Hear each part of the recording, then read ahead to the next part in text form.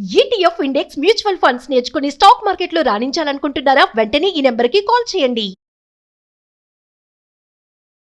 నమస్తే, welcome back to Suman TV. Present మనతో పాటు ఉన్నారు business analyst doctor Nandi Rameshwar Rao గారు. నమస్తే సార్. నమస్తే.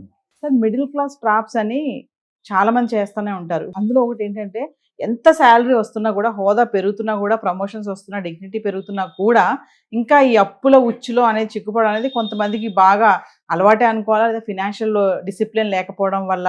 ఎందుకంటే శాలరీ వస్తుంది కానీ అప్పులు పాలైపోతున్నారు, అంటే హ్యాపీనెస్ అనేది లేదు. ఎందుకు దారిద్ర్యం వైపే వెళ్తున్నారు కొంతమంది అంటే చేసే మిస్టేక్స్ ఏముంటాయి అసలు? ఎందుకు ఈ మిడిల్ క్లాస్ వాళ్ళు ఈ ట్రాప్లో పడుతున్నారు అంటే? మనకు అలవాటు దీన్ని ప్రతిసారి ఒక ఎగ్జాంపుల్ మాట్లాడు. ఈ ఆన్సర్ చాలా మంది నాకు తెలిసి 70-80% ఆర్ ఆన్ దట్ ట్రాప్. అప్పులు బాధలు కూరుకోవడం, అట్లానే ప్లానింగ్ లేకపోవడం. మన అంతకుముందు కూడా చాలా వీడియోలు how to clear your debts, how to maintain అవంటాడు. సో ఒకప్పుడు మేల్ ట్రాప్ ఉండేది, ఇప్పుడు ఫీమేల్ ట్రాప్స్. మన ఎక్కడో న్యూస్ చూసాను, అందమైన ఫోటో పెట్టి ఫేస్బుక్ లో ఫ్రెండ్షిప్ అయి పరిచయం చేసుకుని ట్రాప్ చేసి 36 కోట్లు ఎంతో నొక్కేస్తున్నాడు. సో మన జాగ్రత్త మనం ఉంటే, మనం ఎక్కడైతే టెంప్ట్ అయ్యామో, నీకు బాగా ఏది నచ్చుతుంది, అది సపోజ్ స్వీట్ ఇష్టం అనుకోండి, స్వీట్ ఎక్కువ తింటే డయాబెటిక్స్ అయిపోతుంది, కారం ఎక్కువ తింటే బీపీ వచ్చేస్తుంది. సో మనకి ఎంత కావాలో అంతే తీసుకోవాలి. ఇక్కడికి వచ్చేసరికి ఏంటంటే, ఫస్ట్ శాలరీలు ఎంత పెరుగుతున్నాయి, రేషియోలో పెరగట్లేదు. మా ఇష్టం నాకు తెలిసి గవర్నమెంట్లో 1-2 ఇంకో 50 రూపాయలు 100 రూపాయలకి 2-3-4 పెరుగుతాయి. ప్రైవేట్లో నీకు 50,000 శాలరీ ఉందనుకోండి, ఒక 5,000 పెంచుతుంది. బట్ అది కంపేర్ చేసుకుంటే లాస్ట్ ఇయర్ రేట్లకి ఈ ఇయర్ రేట్లకి చాలా తేడా వస్తుంది. సో శాలరీ పెరిగినంతకంటే వీళ్ళు ఖర్చులు gap. So inflow is less, outflow is more. So దానివల్ల ఏంటంటే గ్యాప్ అవ్వబడుతుంది. ఆ గ్యాప్ని బ్రిడ్జ్ చేయడం రావట్లేదు. సో అది ఫస్ట్ రీజన్. అంటే మెయిన్ దేనికి అవుతుంది, insurance, health insurance, medical, education. నేను ఒక ఎగ్జామ్ కేంద్ర విద్యాలయాల్లో చదువుకున్నా. మేము చదివిన నెలకి ఎంత ఉండేది తెలుసా? రూపాయి ఫీజు. 10th క్లాస్లో 15 రూపాయలు కట్టాం 1980s. ఆ డబ్బులు కూడా మా నాన్నగారికి వెనక్కి వచ్చి, బికాజ్ ఆర్మీ ఆఫీసర్ కాబట్టి ఇయర్ అవగానే వెనక్కి వచ్చేసాడు. అంటే నేను ఫ్రీగా చదివాను, క్యారేజ్ మొత్తం మనం తీసుకెళ్ళాం. సో ఇప్పుడు మా అబ్బాయికి 3-4 లక్షలు సంవత్సరానికి అవుతుంది. ఎవరికైనా కార్పొరేట్ స్కూల్ అంటే 2 లక్షలు తక్కువ లేదు. సో ఇక్కడికి వచ్చే శాలరీ అంత 2 లక్షలు, బస్సు, పుస్తకాలు, అవి మళ్ళీ ఎక్స్ట్రా. సో ఇవన్నీ కలిపితే ఓవర్ బర్డెన్ అయిపోతుంది.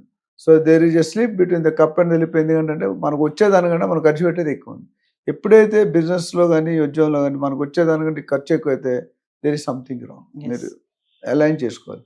ఏమీ లేకపోతే పచ్చడి. మన ఇండియాలో జనరల్ అబ్జర్వేషన్ ట్రెండ్ ఏంటంటే, అదే రియల్ ఎస్టేట్ చాలా మంది జాయిన్ అన్ని దెబ్బలు, కౌకు దెబ్బలు తింటారు, కనిపించే దెబ్బలు. కౌకు దెబ్బలు అంటే బ్లడ్ క్లాట్ అవుతుంది, నొప్పి, కోసినంత నొప్పి ఉంటుంది, అది మాత్రం నొప్పి ఉంటుంది. ఇక్కడ ఏమవుతుంది, మనం ముందు లగ్జరీ ఖర్చు పెట్టేసుకుంటున్నాం, మిగిలింది సేవ్ చేస్తున్నాం. నేనది మార్చుకోవాలి. ముందు సేవ్ చేసి మిగిలింది ఖర్చు పెట్టు. మటన్ బిర్యానీ తినవద్దు, చికెన్ వద్దు, పప్పు అన్నం తిను, లేదా పచ్చడి అన్నం తిను, సేఫ్ ఉంటావు. ముందు ఎవరో కొన్ని కమ్యూనిటీలు ఉన్నాయి, కమ్యూనిటీలు చెప్పను, దుబాయ్లోనో సౌదీలోనో ఎక్కడో ఆడు పంపిస్తాడు చెప్పి దానికి డబ్బులు అప్పు చేసుకుని కూర్చుంటాడు. ఇంకోటి సార్, అంటే ఇమీడియట్లీ ఐటమ్ ఏదైనా తీసేసుకోవడము, తర్వాత కట్టుకోవచ్చు కదా, టెంప్ట్ అవుతాం. క్యారెట్ అంటే ఇప్పుడు బిల్డర్స్ ఒక విధంగా టెంప్ట్ చేస్తే, గోల్డ్ జ్యువెలర్స్ ఒక విధంగా టెంప్ట్ చేస్తే, యూటిలిటీస్ కానీ, లేకపోతే జనరల్ టీవీ, వాషింగ్ మెషిన్, లేకపోతే వాళ్ళ ఇంట్లో, మా ఫ్రెండ్ ఇంట్లో పెద్ద టీవీ ఉంది, మన ఇంట్లో చిన్న టీవీ ఉంది. ఏ టీవీ అయినా బొమ్మ ఒకటే, ఛానల్ ఒకటే, కొద్ది చిన్నది పెద్ద. నీకున్న స్కోప్ బట్టి. ఇప్పుడు వాళ్ళ ఫ్రెండ్ ఉన్నాడు బెంచ్ గార్మెంట్, ఇటు మారుతి 800, ఇద్దరు ఒకటే స్కూల్, ఒకటే కాలేజ్. అదృష్టం. అందరికి 1 లక్ష రూపాయలు శాలరీ రాదు కదా. సో 30,000కి వచ్చే వాళ్ళు ఉన్నారు. 3 లక్షలు తీసుకునే జీతం యాంకర్ కూడా నాకు తెలుసు, బాంబేలో నేను వీడియో చేశాను. సో ఇక్కడ ఏమంటే, మనకి లోకల్ కాకుండా ఏదో ఫ్లడ్ చేస్తారు. వైఫ్ హస్బెండ్ ఫ్లడ్ చేయొచ్చు, హస్బెండ్ వైఫ్ని ఫ్లడ్ చేయొచ్చు, లేదా ఈ వైఫ్ హస్బెండ్ ఇంకొకటి వచ్చి ఫ్లడ్ చేయొచ్చు. మీ ఆయన ఏమి కొండా, మా ఆయన అన్ని కొనేస్తాడంట. అది ఎంతో నిజం మనకు తెలియదు. సో దాని మీద ఆ మాటలు పడించే గిల్టీ ఫీలింగ్ వచ్చి కొనేద్దాం, తర్వాత చూద్దాంలే అని ఈఎంఐలో కొనేస్తాం. అంటే హోదా కోసం ఆరాట పడడం కూడా ఒక ట్రాపే అంటారు. అంతే కదా. Status, false status is very wrong. నేను నిజంగా స్టేటస్ ఉంటే. ఇంకోటి ఎమర్జెన్సీ ఫండ్ రెడీగా చేసుకోకపోవడం కూడా ట్రాప్ అనుకోవచ్చా? అది కంటింజెన్సీ అంటారు బిజినెస్ లాంగ్వేజ్లో. ఎమర్జెన్సీ ఫండ్ అనేది ఎప్పుడు ఉండాలి. నేనేం చెప్పాను మీకు లాస్ట్ టైం వీడియోలో, ఒక 200 గజాల ప్లాట్ ఉండాలి, ఒక 1/2 kg గోల్డ్ ఉండాలి, ఇప్పుడు 1/2 kg వెండి ఉండాలి, ఫ్యూచర్లో 1/2 kg కాపర్ కూడా ఉండాలి. డబ్బుల్లో ఎమర్జెన్సీ ఏమొస్తుందో తెలుసు. నీ కూతురు పెళ్ళి అవుతావచ్చు, ఇంజనీరింగ్ సీట్ రావచ్చు, అమెరికా పంపించవచ్చు, లేదా నువ్వు డిసీజ్ రావచ్చు, డబ్బులు ఎవరు ఇస్తారు? ఎమర్జెన్సీ దాని ఎన్ని కష్టాలు నష్టాలు 6-100 అయినా 106 అయినా ఆ ఫండ్స్ ఎమర్జెన్సీ అంటే ఓన్లీ ఎమర్జెన్సీ. వాడు కానీ అది మన ప్లానింగ్ ఉంది. అసలు ఉన్నదానికే లేదు, ఇంక ఎమర్జెన్సీ ఎక్కడ వస్తుంది? ఉన్నదే సర్వైవల్ అవుతుంది. చాలా మంది నేను అడుగుతాను, మీరు తినడానికి బతుకుతున్నారా, బతకడానికి తింటున్నారా అని అడుగుతాను. దానికి ఆన్సర్ చాలా కష్టం. కొంతమంది తినడానికి అయితే, కొంతమంది బతకడానికి ఏదో ఒకటి తినాలి. ఇప్పుడు లేబర్ ఉంటారు, కన్స్ట్రక్షన్ లేబర్, బయట లేబర్ ఊరుగా ఆవకాయ పచ్చడి వేసుకొని డబ్బా కూడా తెచ్చుకో. లగ్జరీ ఉన్న వాళ్ళు 5 స్టార్ హోటల్ 500, 1000 రూపాయలు 2000 పెట్టి భోజనం చేస్తారు. It all depend. Emergency planning. Yes. Planning is missing, then you are missing. కొంతమంది సార్ అంటే అప్పులు చేస్తూ ఉంటారు, ప్రతిదానికి అప్పు చేసి చేయడం అనేది వాళ్ళ అలవాటు అయిపోతుంది. అది కూడా ఒక ట్రాప్ అనుకోవచ్చు. ఇప్పుడు నేను చెప్పాను, ఒక ఫ్యామిలీ ఉంది, రైల్వేలో జాబు, ప్రైవేట్లో నీళ్ళ అమ్మాయి పనిచేస్తుంది. హస్బెండ్ శాలరీ 90,000, అందరూ 60,000 కటింగ్లు పెట్టేసుకున్నాడు, పిఎఫ్ అని అదని ఇదని. ఆ 30,000 ఆయనకి 20,000, 10,000 ఇస్తాడు ఇంటికి, అది ఇవ్వడు.